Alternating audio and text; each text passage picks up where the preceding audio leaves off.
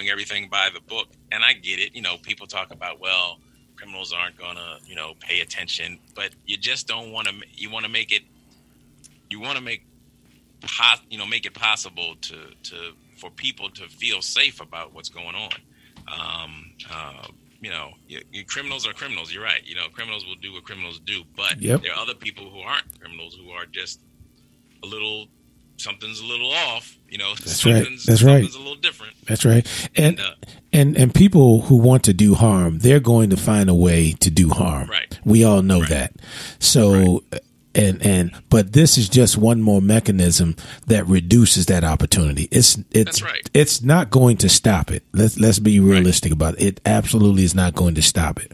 But I just can't believe that we are not American enough. And I'm talking about, all the things that are coming across the bows in all different directions to just sit down and try to work through this. I just we just can't keep having people being killed like this. I'm talking about 20 and 30 at a time.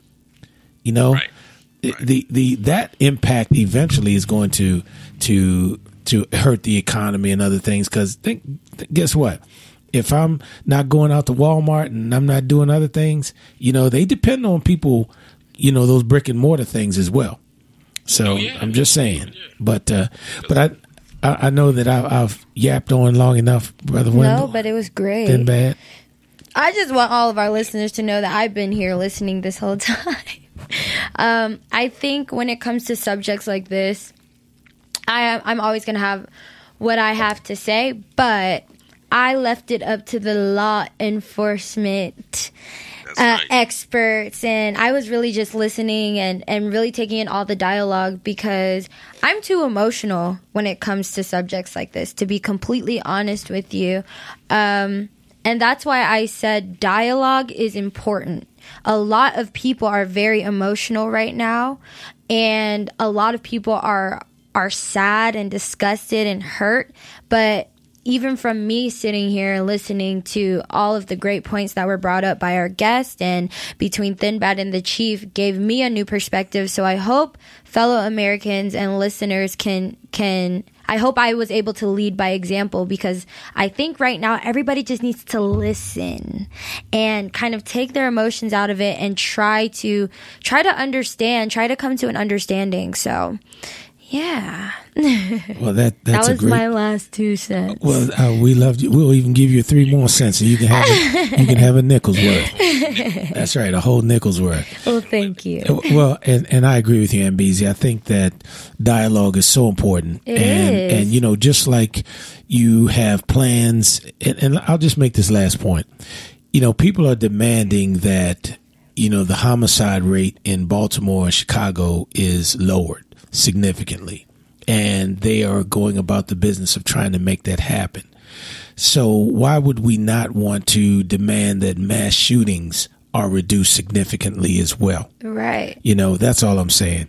We just have to end this carnage in our country.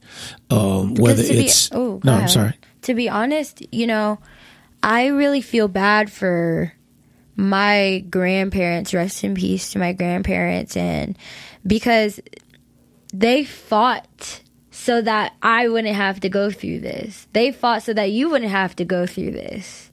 And during you guys' lifetime, Dad, like in the 60s when all of that stuff was going on, you were really young. But the bottom line is, all of my family members that came before me, generations before me, fought so hard so that I would not have to see stuff like this in my lifetime. So I really hope the same thing that they hope, which is that my children don't have to grow up in this version of America, because this is ridiculous. Well, you have the last word, Ambezi. Then Bad, take us out. But this is, while this was an important show and this was a good conversation and a great conversation, it is one I'm tired of having. Yes. I think we all are. I think this is, we can't keep losing people by the dozens. It's just ridiculous. These violence, these incidents of violence, and we got to have some real leadership.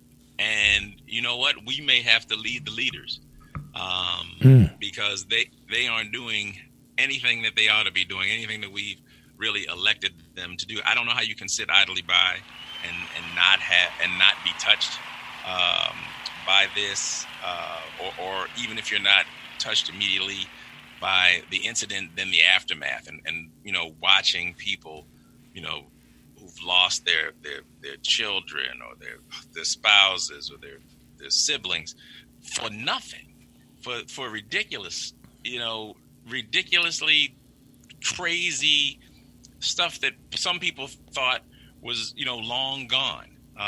But it's clearly not the case. There's much out there that is, you know, racism is still alive and well. I mean, a lot of people, when you think of El Paso in terms of the place, El Paso for Latino community in America is almost like for black folk in America, or Mississippi and Alabama. Everybody's got somebody that comes from, you know, if you're black, everybody's got somebody that comes from North Carolina or South Carolina or Alabama or Mississippi, wherever they are in the world. Before the Great Migration came, black folks have it. El Paso is that place for Latino folks. When they talk about when their grandfathers came over and things like that, it was El Paso where a lot of folks came. Latino folks came and started, and then immigrated to wherever they were. So, you know, I don't think that can be overlooked. I don't think it was by accident.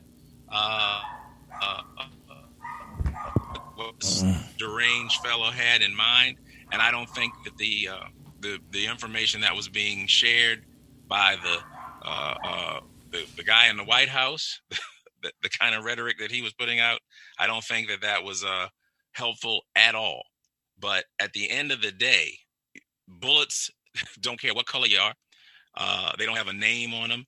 Their only job is to kill or maim or injure in some other way. And that's not the type of society I think we want to live in. All right. We don't want that for our kids. We don't want that for anybody's kids.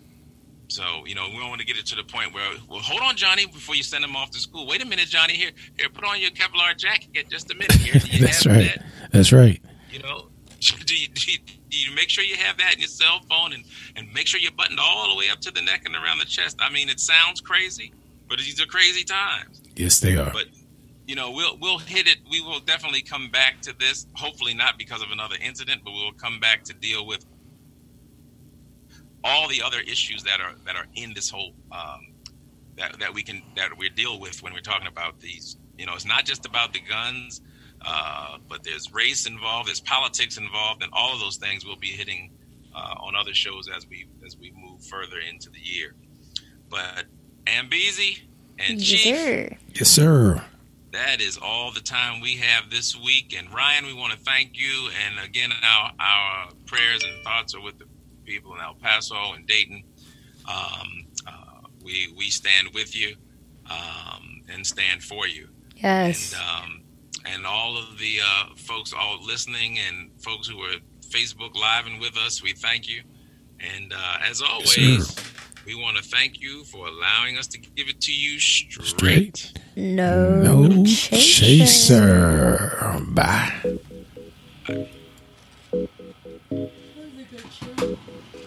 I thought that was good. You've been listening to Straight No Chaser.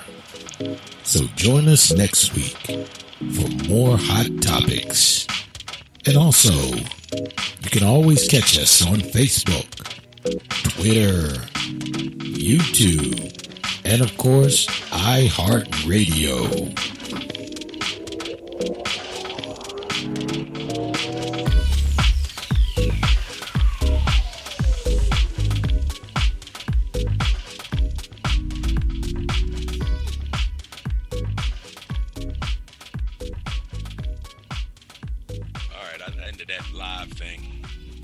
How many pits did you have? I don't know. I mean, it may be more afterwards. Yeah. I don't think it was a whole lot. I couldn't even keep track of them. Yeah. I mean, I wasn't looking at them. I was trying to make sure I was up and down.